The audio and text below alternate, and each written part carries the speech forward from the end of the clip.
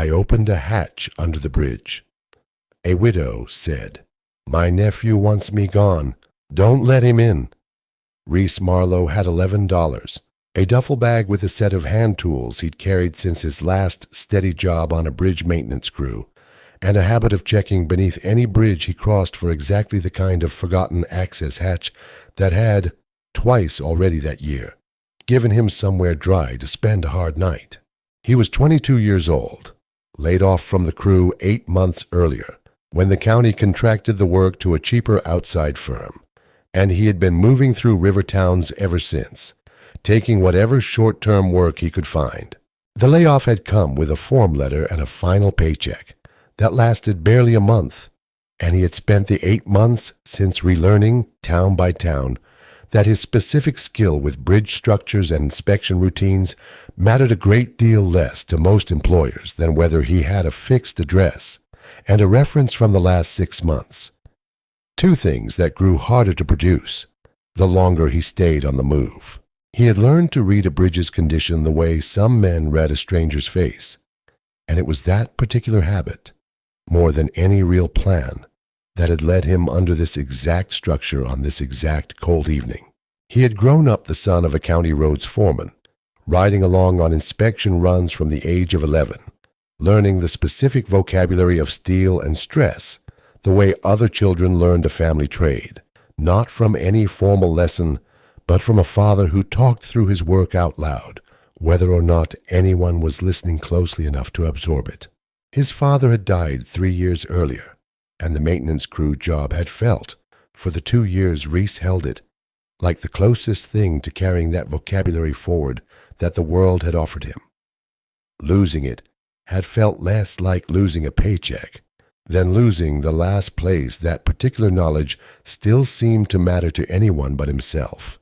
He found the hatch beneath the old truss bridge outside Millhaven on a cold evening in late autumn, the river running low and dark beneath it, a rusted steel panel set flush into the understructure that most passers-by would never have noticed at all, and worked it open with the same patient care he'd once applied to inspection hatches on a payroll, rather than out of necessity.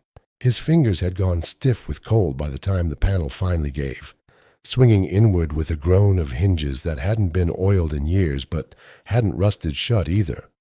The particular maintenance of someone who cared for a thing quietly rather than showily. The chamber beneath held more than he expected.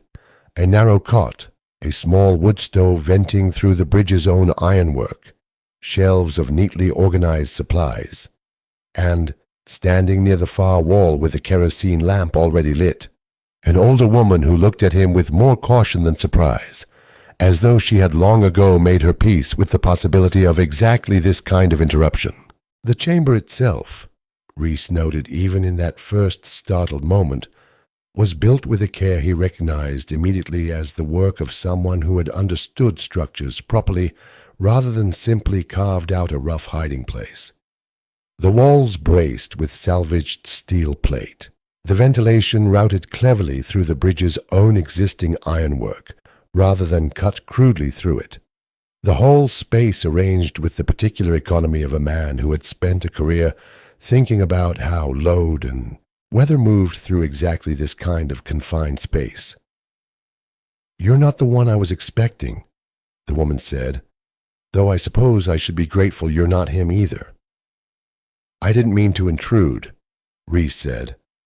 "I saw the hatch and needed somewhere out of the wind. I'll go if you'd rather."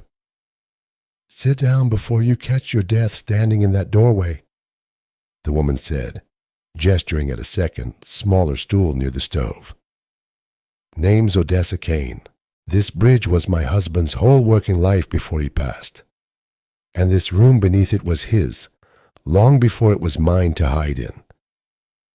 She studied Reese a long moment, taking in his duffel bag and the particular exhaustion he hadn't quite managed to hide. "You're not my nephew's man, are you? He's taken to sending people to look for me." "I don't know your nephew," Reese said. "I don't know anything about any of this, if I'm honest." "Then you're about to," Odessa said, and told him, over the following hour, exactly why a woman her age was living beneath a bridge rather than in the home she'd shared with her husband for 40 years. Her husband, Walter Kane, had maintained this same bridge for the county for over 3 decades and had built the chamber beneath it himself, originally as a proper maintenance shelter, later, in his final years, as a quiet retreat he and Odessa had both come to treasure for reasons that had nothing to do with bridge inspections at all. Walter had passed 18 months earlier, leaving Odessa the modest family homestead and a small parcel of land that had, in recent years, attracted considerable interest from a mining company exploring gravel extraction rights along the river.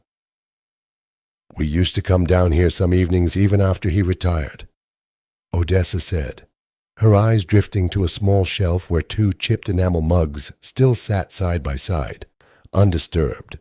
"He said a man builds 100 things in his working life that nobody remembers, but a room built with his own 2 hands for the woman he loved, that one he remembers building. I think some part of me came back here after he died, because it was the last place that still felt entirely like him, rather than like a house full of his absence. My nephew Desmond's been after me since the funeral to sign power of attorney over to him," Odessa said. "Says I'm not fit to manage the property alone. Says the mining company's offer is too complicated for me to evaluate properly on my own. I've told him plainly I don't need his management. He's stopped listening to that answer and started instead telling anyone who'll listen that I'm losing my faculties. Building a case, I believe, to have me declared incompetent through the county court if I won't sign voluntarily." "How long has this been going on?" Reese asked. "Since the reception after the funeral," Odessa said. "Before I'd even had the chance to properly grieve, he was standing in my kitchen with a folder of paperwork, telling me it would be easier for everyone if I simply let him handle things. I told him I'd think about it. He apparently decided thinking about it too long was itself a sign I couldn't be trusted to think about it at all." "Is any of what he's saying true?" Reese asked, as gently as he could manage. "I forget names sometimes, same as any woman my age," Odessa said. "I do not forget that my husband built this chamber with his own hands, that the mining offer undervalues the property by a considerable margin according to an appraiser I hired quietly myself, or that my nephew has never once, in 18 months, asked how I was actually doing rather than whether I'd signed his papers yet. I came here because it was the one place he doesn't know exists, and I needed somewhere to think without his voice in my ear every single day." Reese spent the following weeks doing the only thing he knew how to do with what little he had.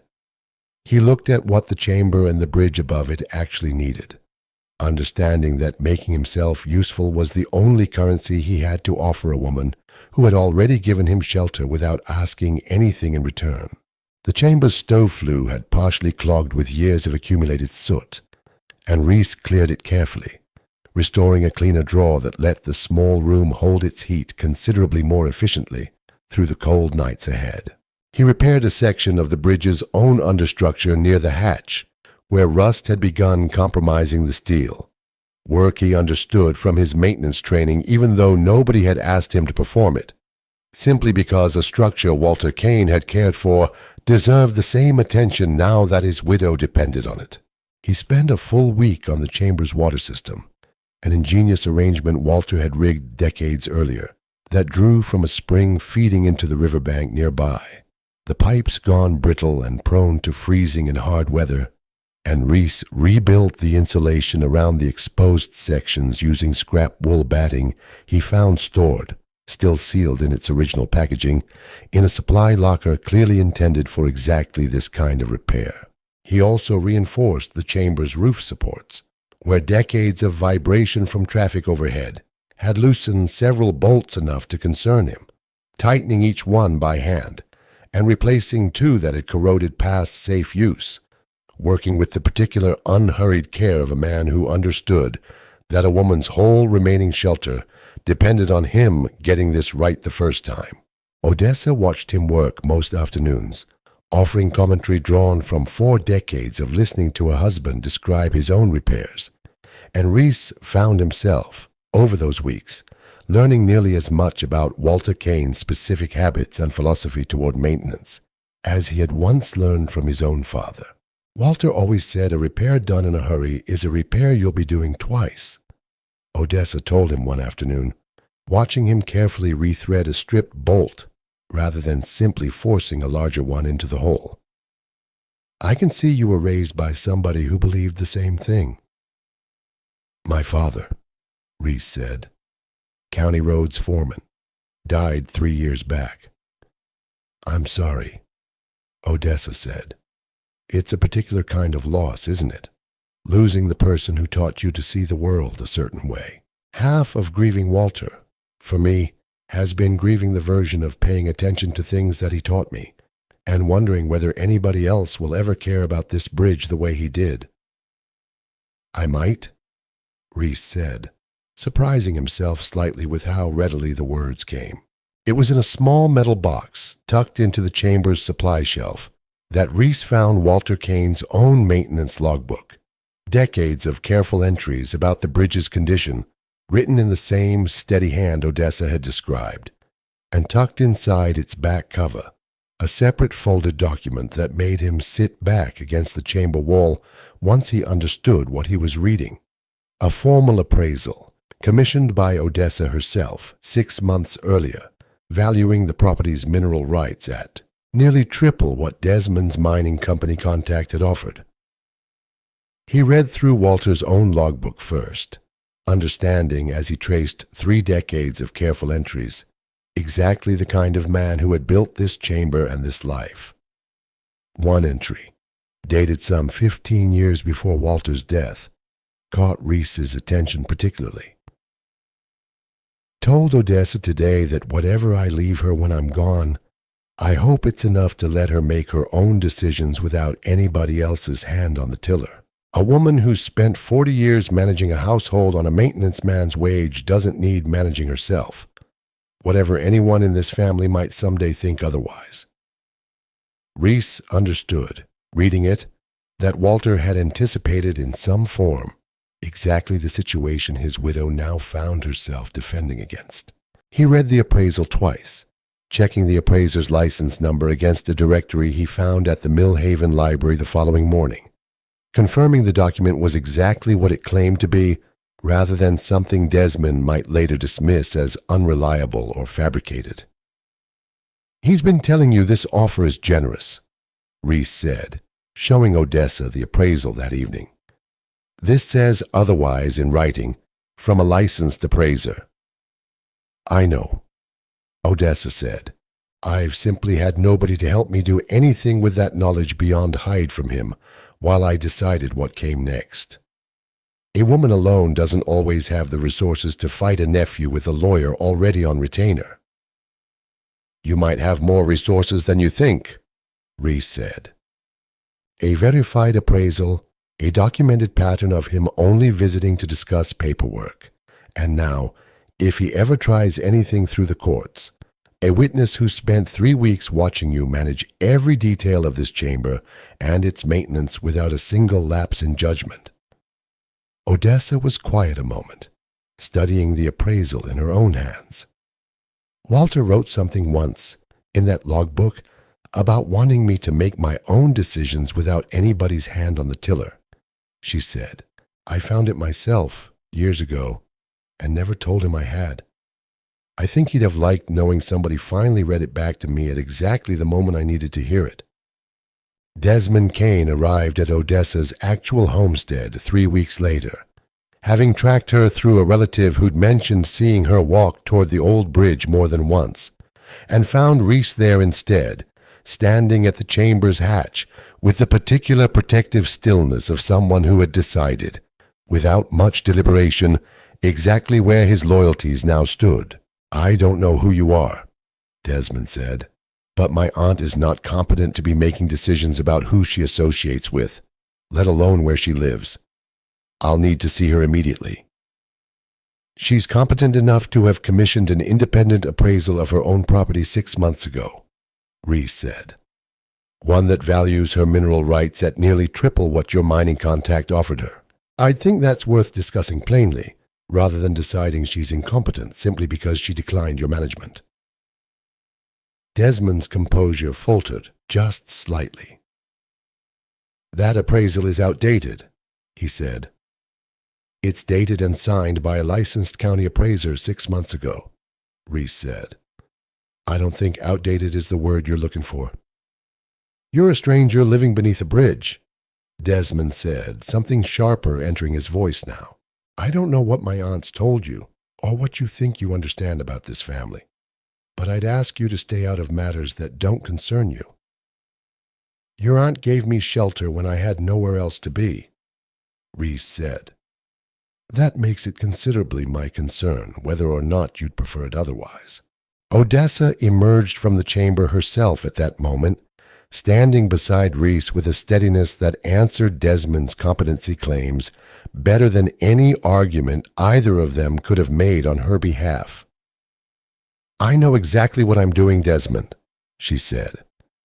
I have known since the day you first mentioned power of attorney at your uncle's funeral, before his casket was even properly in the ground. I don't intend to sign anything until I've reviewed every offer on this property with my own lawyer, not yours. I've only ever wanted what's best for you, Aunt Odessa, Desmond said, though something in his voice had lost the confidence it carried when he'd first arrived.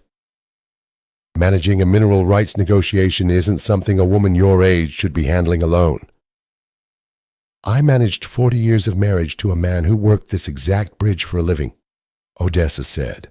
I managed his final illness alone in that house while you visited twice in 8 months. I think I can manage a negotiation with a mining company, Desmond, particularly with an appraisal in my hand that your own contact never wanted me to see.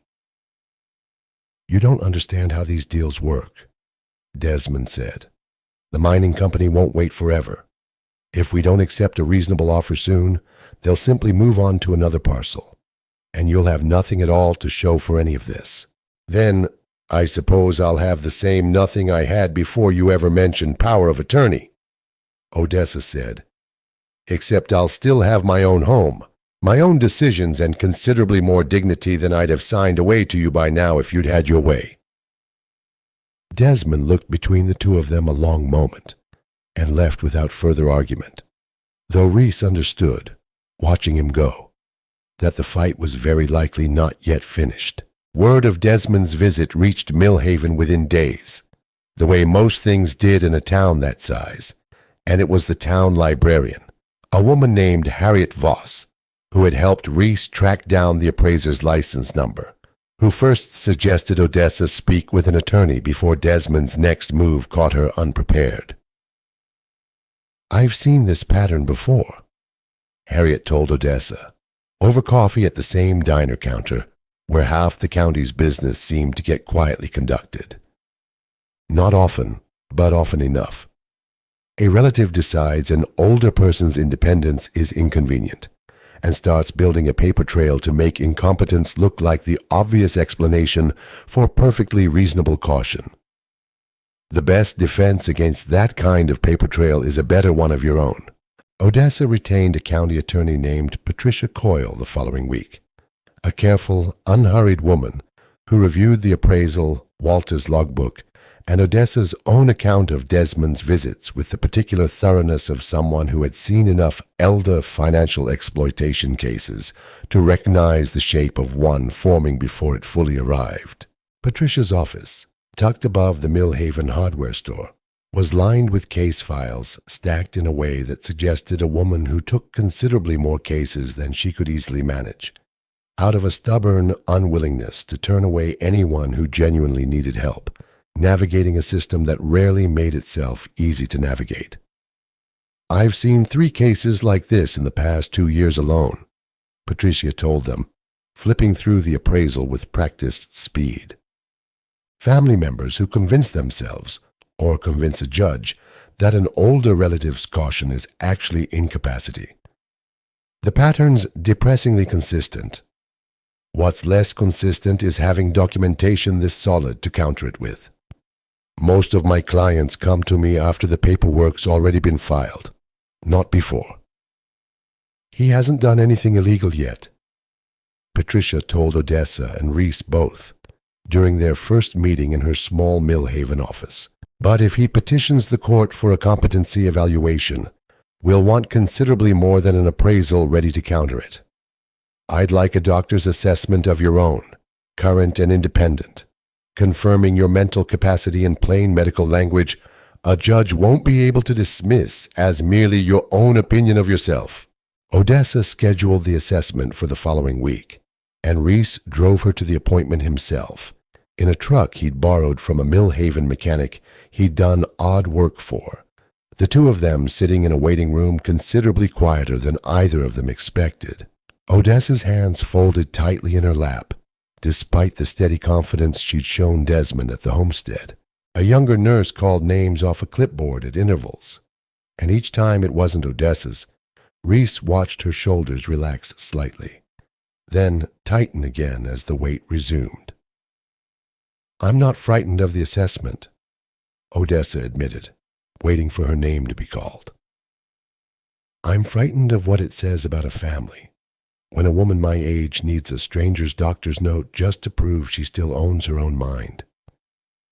"I don't think it says anything about you," Reese said. "I think it says something about him, and about how far he's willing to go rather than simply respect a decision he doesn't like.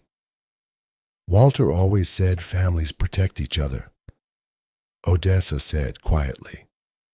"I don't think he ever imagined that protection might someday need proving in a doctor's office, instead of simply being understood between people who loved each other."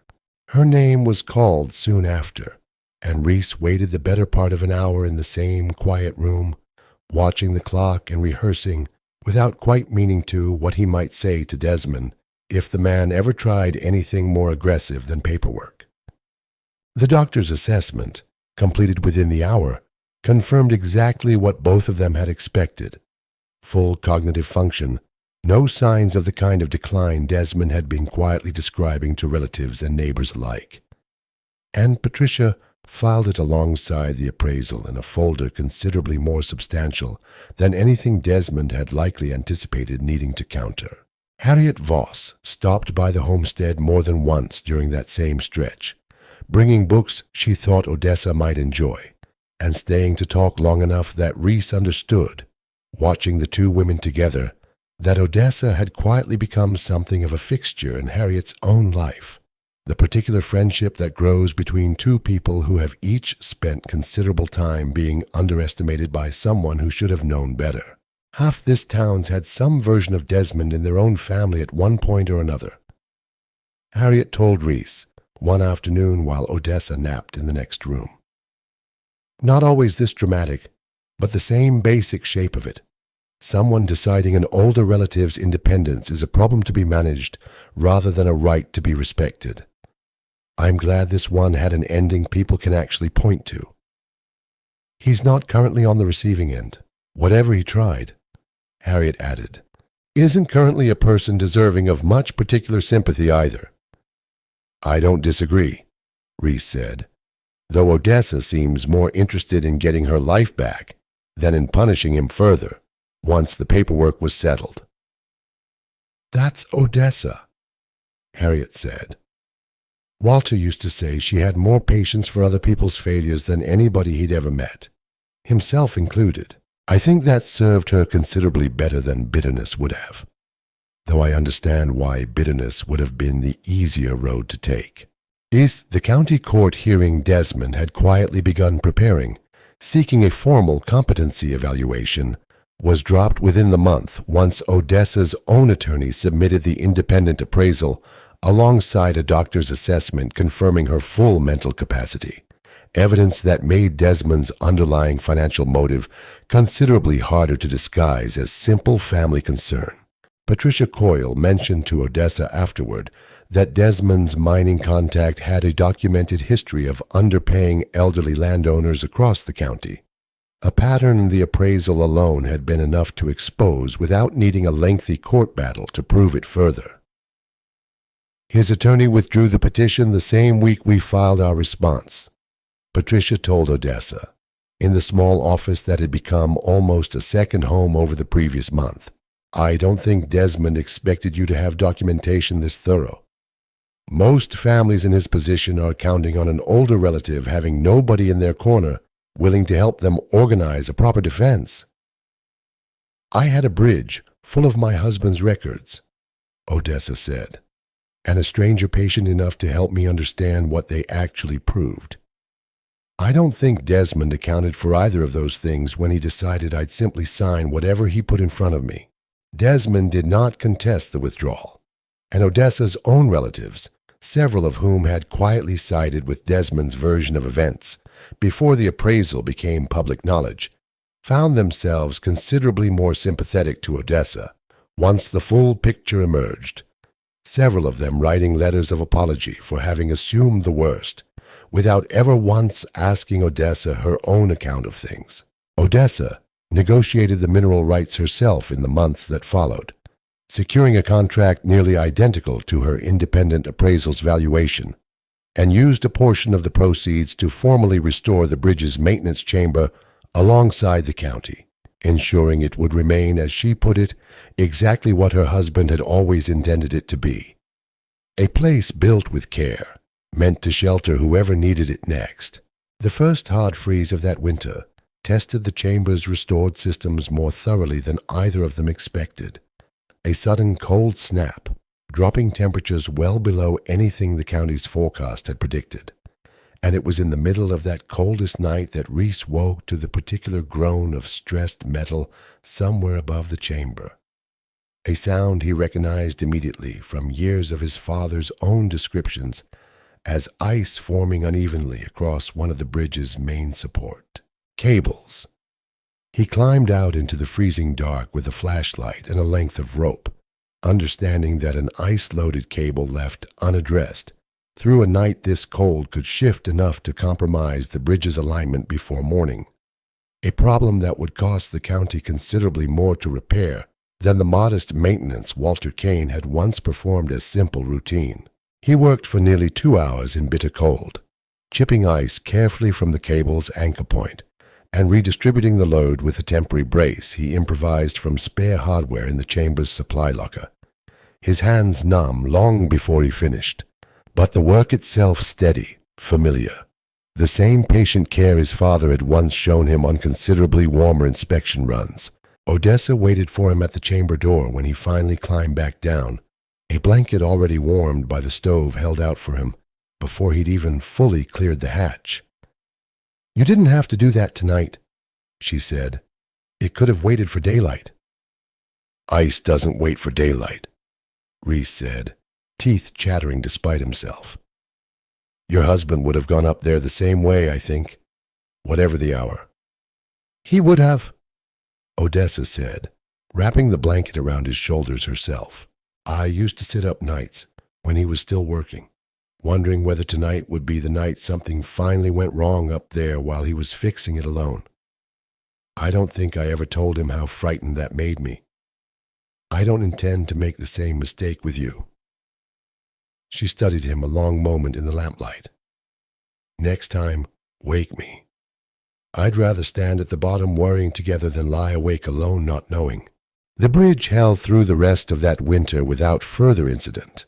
The temporary brace Reese had improvised eventually replaced with a proper permanent fitting he ordered with part of his own modest savings, and Odessa found herself, in the weeks following that cold night, watching Reese with something that had shifted subtly from gratitude into a warmth neither of them named directly, though both understood it plainly enough in the quiet, comfortable evenings that followed.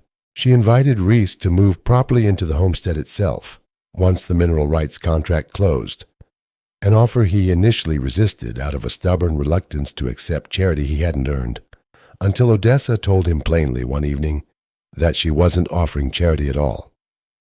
"Walter built that chamber to shelter whoever needed it," she said. "I don't think he'd want me to let his own philosophy stop working just because the person needing shelter this time happened to become someone I've grown fond of instead of a stranger passing through." Reese stayed on with Odessa through that winter and the ones that followed, splitting his time between odd maintenance work around Millhaven and simply keeping her company in the evenings, an arrangement that had begun as shelter offered to a stranger and had settled gradually into something neither of them had quite planned, but both found they preferred to any alternative. He learned over those winters every detail of Walter Kane's own maintenance routine from Odessa's careful memory of watching her husband work, and found himself, without quite deciding to, becoming the bridge's unofficial caretaker, in a way that felt less like inheriting a job and more like being trusted with something considerably more personal. He wrote to an aunt of his own that first winter, the closest thing he had left to family since his father's death, describing the bridge and its chamber in more detail than she'd probably expected, and found himself, for the first time in years, looking forward to whatever reply came back, rather than simply waiting to see if one would. Desmond visited once more that spring, subdued and considerably less certain of himself than he'd been on any previous visit, and stood at the homestead's porch steps long enough to offer Odessa an apology she accepted with more grace than Reese privately thought the man deserved. "I convinced myself I was protecting you," Desmond said. "I think I was mostly protecting my own convenience and calling it concern because that was easier to live with." "I know," Odessa said. "I'm glad you finally said so out loud. That's worth more to me than any apology you might have written down instead." "Walter would have liked you," Odessa told Reese one evening that same spring, watching the stove's small fire through its open door in the chamber beneath the bridge, the two of them having walked down together simply to sit somewhere that still smelled faintly of wood smoke and old iron. "He always said the right kind of stranger shows up exactly when a person stopped expecting anyone to," Reese thought, listening to the river move steadily beneath the bridge's old ironwork, about the 8 months that had led him here, about a father's vocabulary he'd feared losing entirely once the maintenance crew let him go, and understood that he had found, beneath a stranger's bridge on a cold autumn evening, exactly the kind of place that vocabulary still mattered, not as a job description on somebody else's payroll, but as a way of caring for a structure and the people who depended on it that no company's restructuring memo could ever quite take away from him again. So here's the question worth sitting with tonight. How many families mistake control for care? And how long does it take before the person being controlled finds someone willing to actually listen instead? If this story stayed with you, subscribe to Ember and Rail, because there's always room by the fire for one more. And tell us in the comments where in the world you're watching from tonight.